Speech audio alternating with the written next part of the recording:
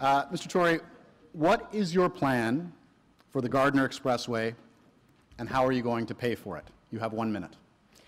Every one of the options presented thus far for the Gardiner Expressway involving tearing it down extends the commute time. And they write these reports saying it'll only extend the commute time by 8 minutes or 9 minutes each way. And I say, well, only, that's easy for you to say when you're writing reports. But 9 or 8 or 12 minutes times 2 is 24 more minutes taken out of the lives of the people in this city who are already commuting far too long.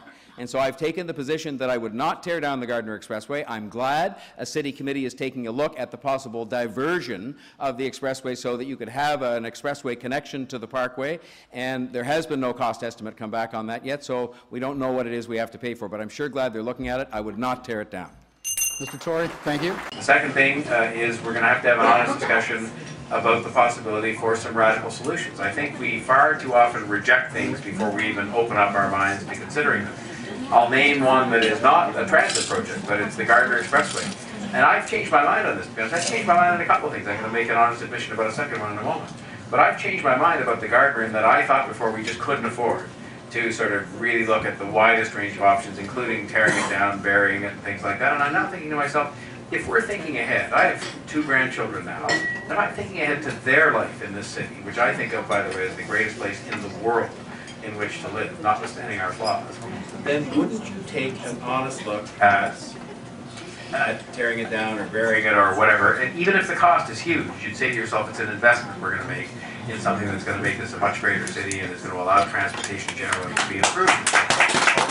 Whether as a politician or as the head of Civic Action, the single most frustrating part of all of those experiences for me has been the unwillingness of people in public life to level with you, whether you're taxpayers, voters, citizens, you as people. It's not that they're all lying. A minority actually do that. A minority lie, but just a minority. But I would argue a majority don't and won't tell the whole truth, the real truth, and nothing but the truth. Quite frankly, if you live around the 416, meaning in the city of Toronto, in large parts of the city, the traffic and the transit are okay.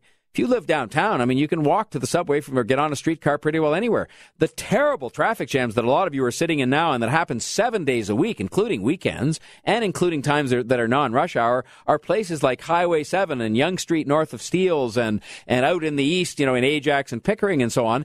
And that is why we need to have a regional solution that improves both the roads and the transit.